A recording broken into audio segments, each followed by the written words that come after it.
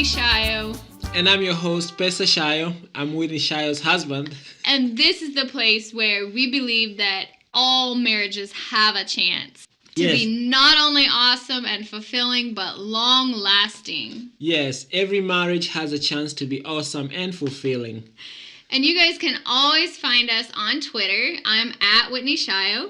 And I'm at Pesa Shayo And of course, you can like us on Facebook too. at Facebook/Live Your Best Marriage. Absolutely. So, Whitney, what are we talking about today? So, there's something really interesting that I've discovered lately. What is it? Is that, well, I guess I didn't discover it lately, but it's been bugging me more. Long time ago? Yeah, it's bothering me more now. So, are we going to have an expose today? So, I just want to exchange some ideas on how to deal with this problem. Some people are really easily offended, Okay. but at the same time, those people are very quick to offend. Okay, so You know what I'm saying? so they get easily offended, Right. but they are also out there offending other people. It's something that I've been noticing lately because I wanted to bring up emotional intelligence, Okay. in the context of marriage. Emotional intelligence? Yeah, just the ability to not only identify your own emotions Okay. and how to handle them, but also recognize ones that others have, and then just how to interact with other people. So where do you get That's this kind of- emotional intelligence? That's kind of how I see it. Do they I teach it don't- at school or? I don't know. Honestly, I really think a lot of it has to do with what kind of attitude you have. Okay, there That's goes the just- word again, attitude. Yeah, I feel like attitude is, when they say attitude is everything, now I get it. I totally believe that. And I've always known that you are everything. Aw, isn't that sweet? Aw. Okay, yeah, I just totally forgot what I was gonna say. And because I think that from what I've noticed, people who are close to me who do this, they are pretty negative. Okay. So I would say their attitude is not that great. And so are you still talking about the people who offend and also get offended? Yeah,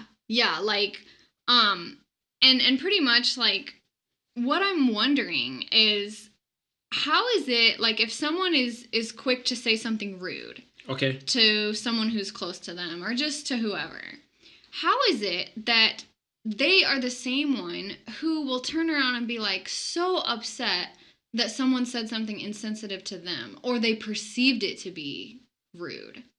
Do you think it's because they are more aware of Mm-hmm. of people being rude to them? Do you think there's something that makes them more aware, or because they are being rude to other people? Well, no, because that brings the question okay, well then are they just really sensitive? Yeah, But if they were sensitive, then why are they rude?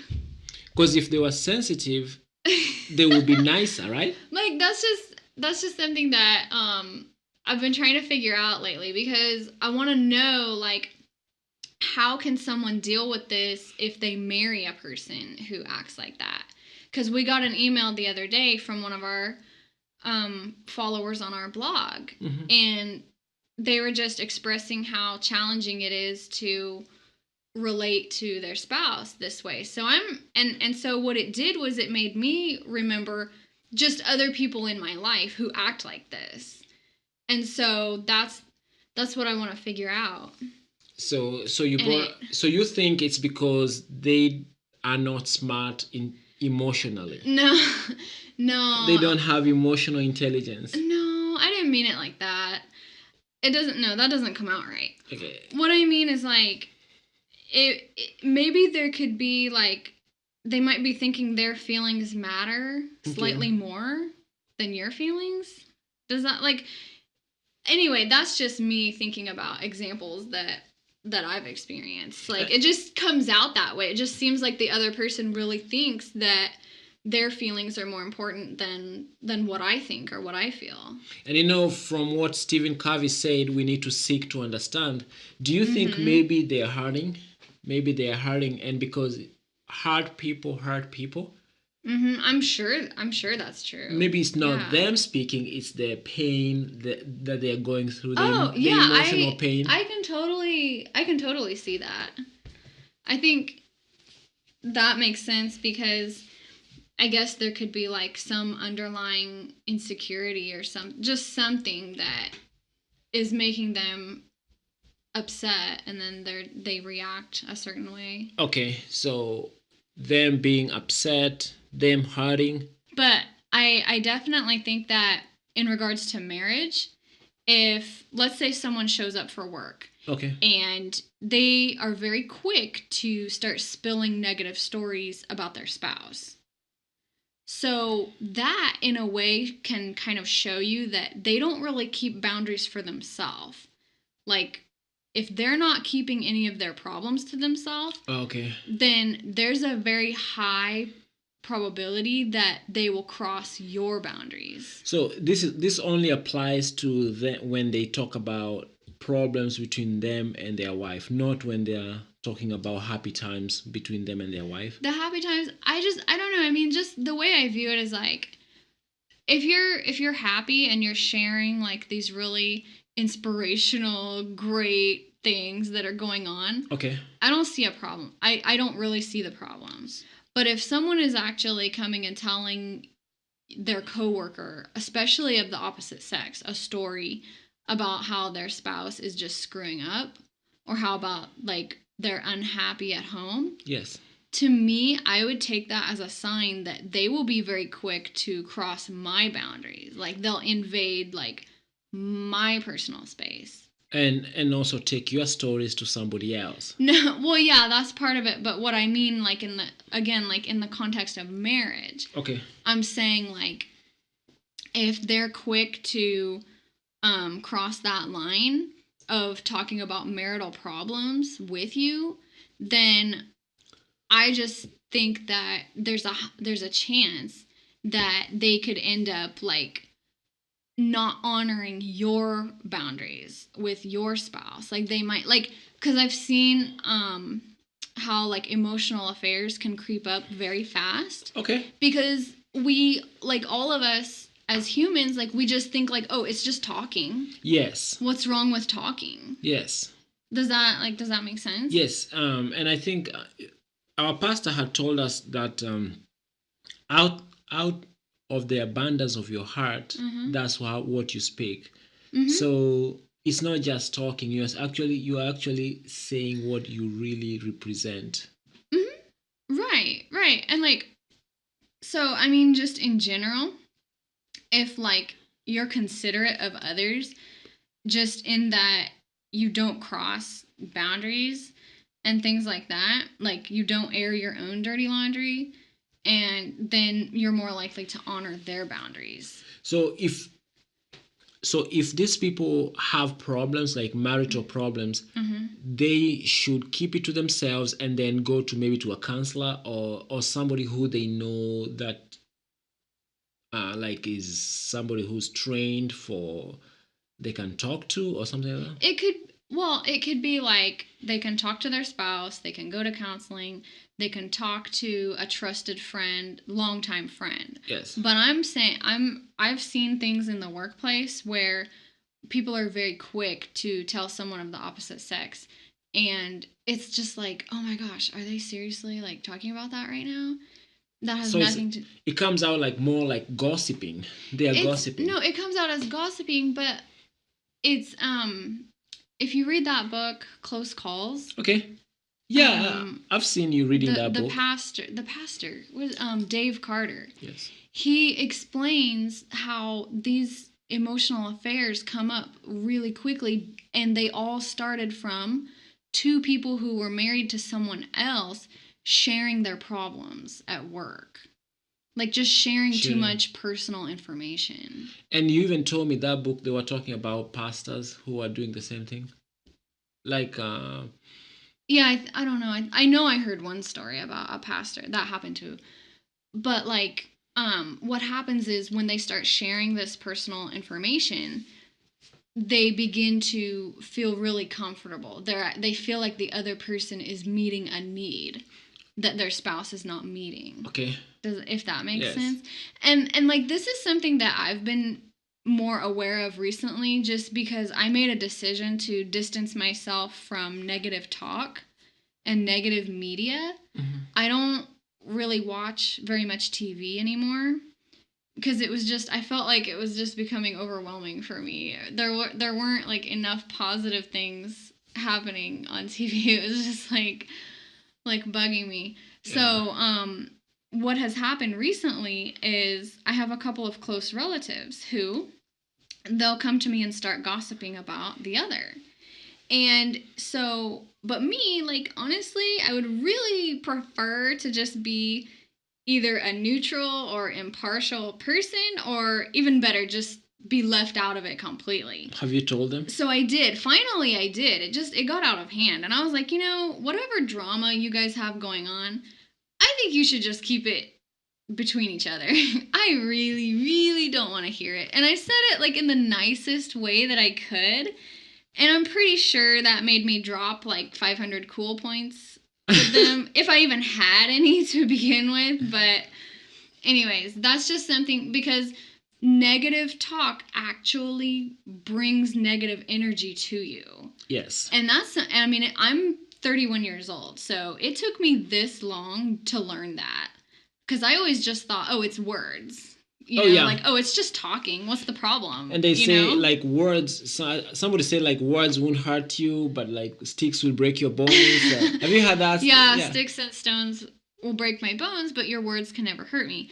But, they hurt you. They do. It could be really annoying if someone is a downer. Mm-hmm. They are actually projecting this negative energy onto you, and it can drain you. No, not even it can. I mean, it drains you. Yeah. I mean, you feel like sometimes you talk to somebody and after you're done, you feel like you've been robbed. Yeah. Somebody either can build you up, or you feel like they took something from you. Yeah, like you feel just like, by having oh my God, a conversation. You just feel tired. Yeah. Mm-hmm. Yeah, and so maybe you can share with us what Darren Hardy from Success Magazine talks about. Oh, he was talking about how media and all the negativity from the media, how the negativity from the media really affects people. Mm-hmm. Yeah.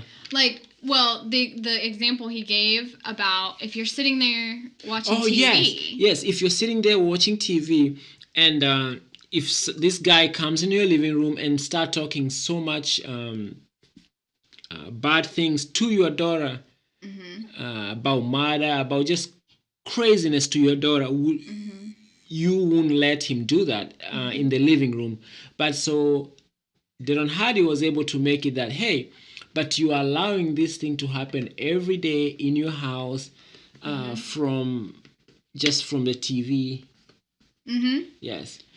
Right. So from the media. So yeah, he was talking about just all the foul language and everything. He's like, you allow that into your living room through your TV, but if a friend or a neighbor came over and started talking that way, you would probably not think that's the nicest. No way. Thing. You'll say no way. In front of your kids. Yes.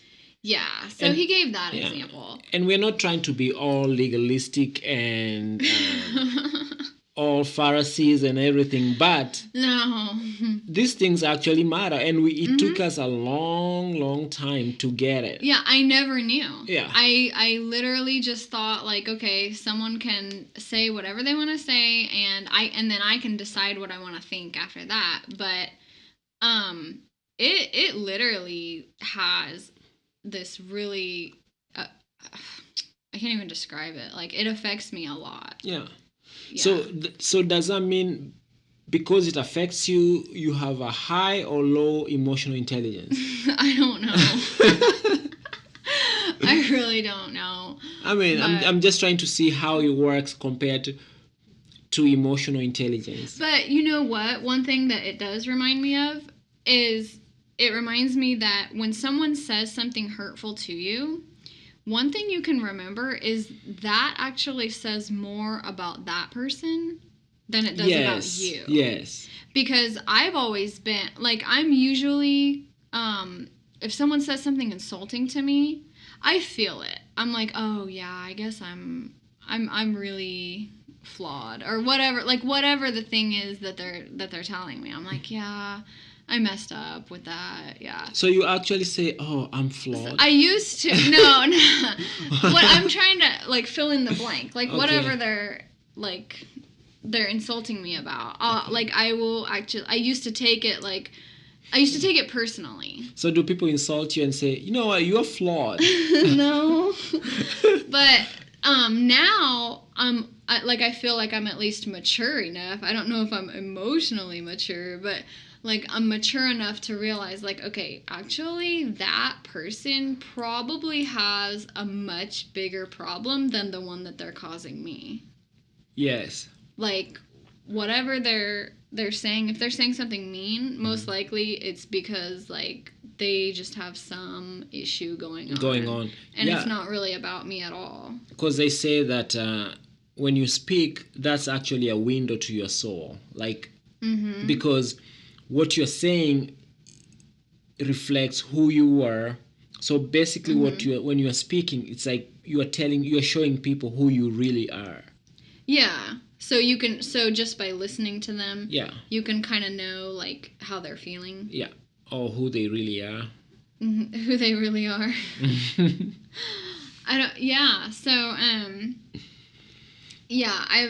So that's really difficult to deal with people like that just in everyday life. But if you're married to someone who has these issues, I really can see how that would be challenging.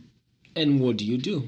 Especially what if you have high emotional intelligence and your spouse has low emotional intelligence? You know, I wanted to ask you for the solution, because Pesa has always been known as a very good mediator. And like in our family and among our friends, like, he's just always been really good at helping people see everybody's side, or like see both sides of the issue, and then reach a common I don't know. Just reach a common ground, like just help them see each other's points of view. Yeah. So let's assume there's a husband and wife, and one of them just really acts as though their problems or their concerns are more important than their spouses. How do you help them make their spouse's concerns a priority also?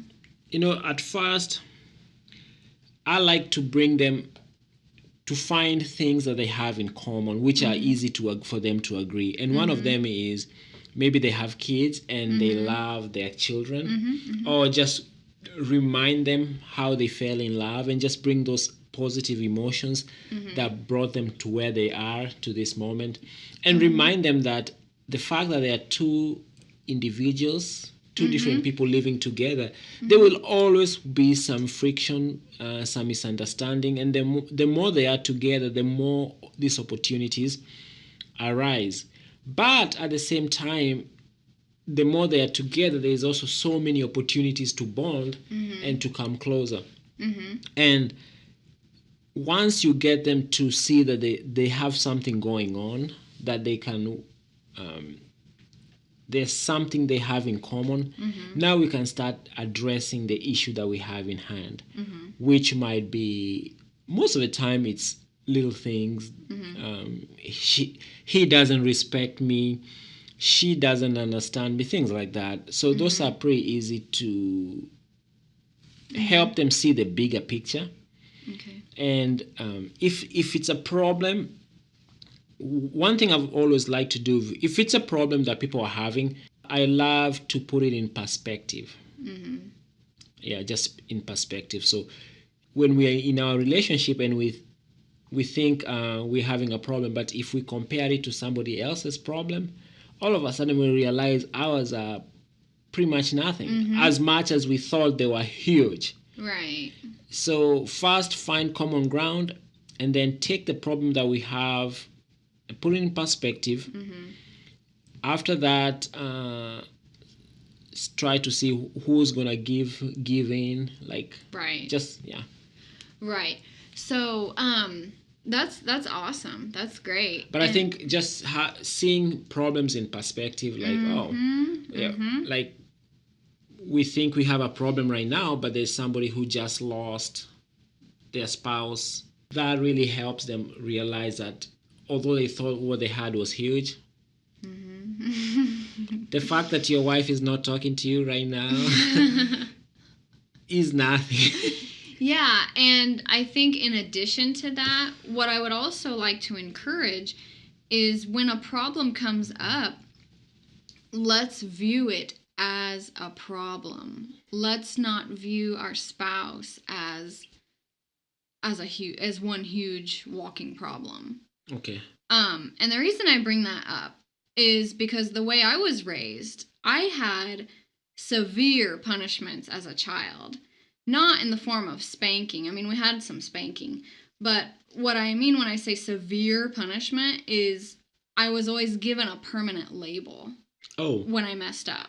So when I made a mistake, I had to I was literally supposed to carry that mistake with me for the rest of my life because I was that kid who does that thing. Although it may have been something that happened once, or it didn't matter how big or how small the problem was. I was a problem, basically. So you became the problem, right. Not somebody who did something. Right, okay. Exactly. So, I mean, in our marriages, if we can, like, avoid labeling our spouse as, oh my gosh, he did that. I mean, seriously?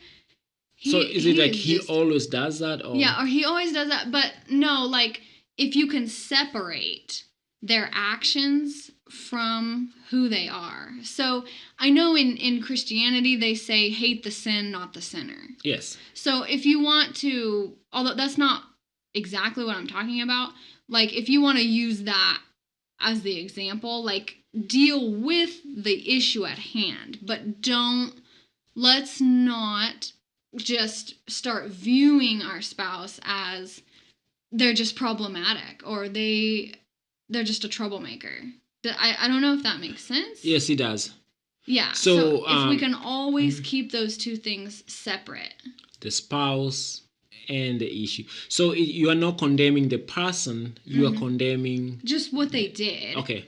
And you're just trying to deal with what they did or what they said.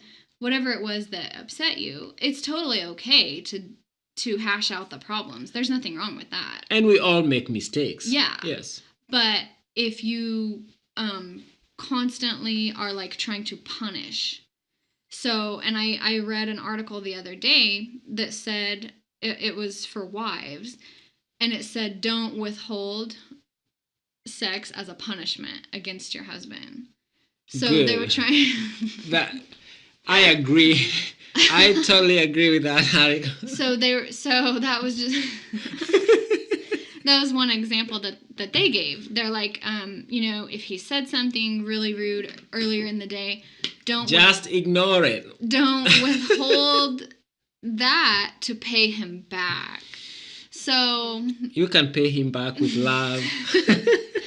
So that's really interesting. But I'm a real wife, so that might be easier said than done sometimes.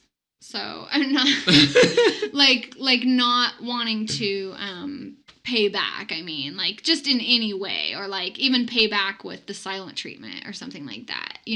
That's always really tempting. Like, okay, it's tempting to shut off sometimes.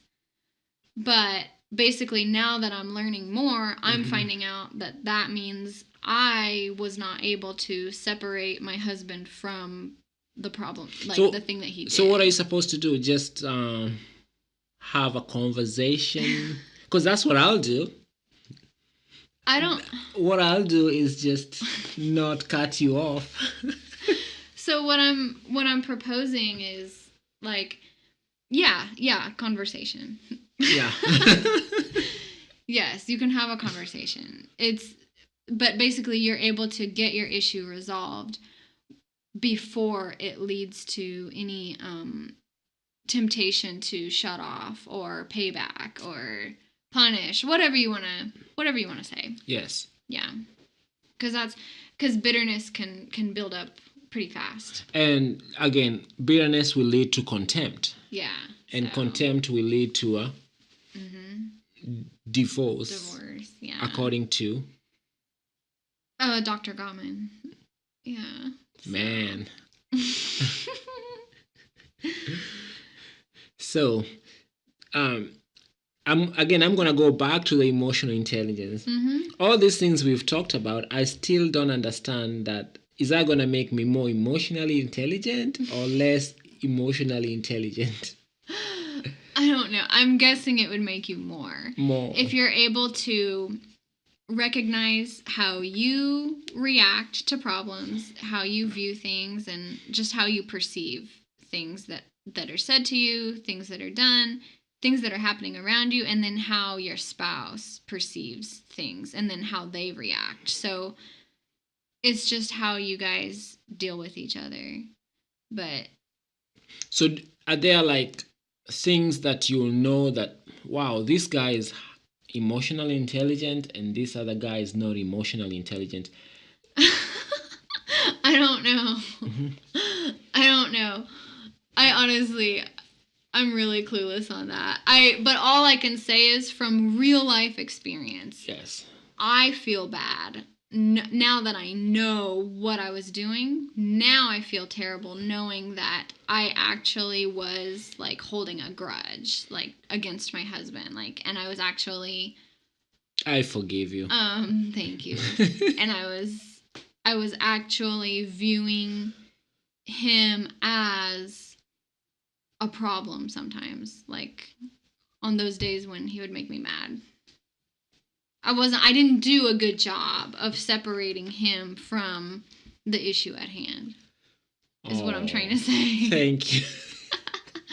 So, yeah. Anyway, that's what I'm saying. It's not fun to be labeled. So. And so don't label other people. I would encourage. Unless you're labeling them that they're great. Yeah. Positive labels are good, right? Yeah. Positive, I don't know. Positive is okay. But no label at all. I don't know. I don't know. Just love. Can I say you are beautiful? Is that love them. Yeah, you can tell me. You can say that as many times as you want.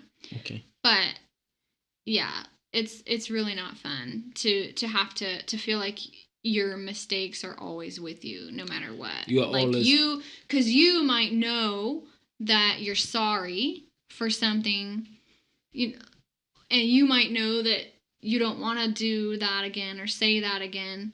Okay. But if your spouse is constantly reminding you, like if your spouse is viewing it like, okay, it just happened again 2 seconds ago, but it's something that happened 5 years ago. I guess that's what I'm getting at, because I know of couples who like they had a big issue like more than 15 years ago, but one of them will still recite that story and talk about it like it's a problem right now. What if it's like an issue like somebody cheated? Do you want them just to forget it? I'm not saying forget. No, I wouldn't say that. But my guess would be that for the person who cheated, it's probably not the most fun thing to have to relive that every single day like they're doing it right now. That would be my guess. Again, if you guys have decided to stay together, if you continued staying together for all the years since that happened, I would just assume it's probably not that great having it thrown up again. And the other spouse might be feeling, you know what? I have to show them that I'm still in pain. This is my way of expressing that what they did is still painful. I know. And I feel so, honestly, that makes me feel bad too. So I would just hope, I really honestly would hope that there's something that can be done to help them ease their suffering, both of them. Honestly, I totally. Yeah, because one may be feeling like, you know what, he or she betrayed me. Yes. So I was like, yes. So she betrayed me or he betrayed me, and I'm just expressing the betrayal or whatever. I'm still in pain, and I want him or her to feel the pain. Yeah, of course. That sounds horrible. Yeah. And I genuinely would want both of them to find healing. I really do. Me too. I really do. So I'm not trying to take one side over the other, but it's, yeah. Because when the rubber hits the road, when you come to real life, things can get a little bit heated. Totally. Because there's so many things working at the same time, and it's not just. It might be somebody cheated. This reminds one couple about another betrayal they had, and they might feel like maybe they're already labeled, and they might feel like this is happening to them again. So there's just many issues which have to be broken down or whatever in a counselor's office or something like that. Absolutely. And I'm not, we definitely are not coming from fairyland either, like make-believe land either, because there was a time in 2014 when I had postpartum depression. Yes. And so for almost a year, for like 8 months, every day I was fighting with Pesa, bringing up things that he did that made me mad prior to that year. Like literally, he didn't cheat. We didn't have cheating on my list of things. But honestly, on your to-do list? On my list of things that I was a total, I became like this, oh my gosh, like, upset. But now that that's over, I wish I did not do that. I wish I didn't react that way, because I'm sure that was not a fun time for him. But he handled it with grace, I can say that. So that was right after we had our third baby, and since then, we have stayed happily married, and we went on to have a fourth baby. Yes. So there's hope for everyone. Oh yeah. There's hope. Yeah. Yeah. Oh yeah. So is there anything else about? I think we'll have to redo this not redo it. We have to do another podcast about emotional intelligence. Like a part 2. I just want to be more emotionally intelligent. It just feels like it's something like makes you a little bit more smarter. Now. I don't know. It just feels like, okay, I can go and tell my friends I'm more emotionally intelligent, or that will make me less emotionally intelligent. Could. So folks, just as a recap, I just want to encourage everybody to just keep boundaries up the best you can. Stay positive, and again, if your spouse makes you super upset, it's okay to actually separate them from the mistake they made. And yeah, and with that, once again, you can find us on Twitter. And I'm at Whitney Shio. And I'm at Pesa Shio. And now you can find our podcast wherever you listen to your podcast. So we're on SoundCloud, iTunes, Stitcher, TuneIn, or whatever else you listen to. So folks, until next time,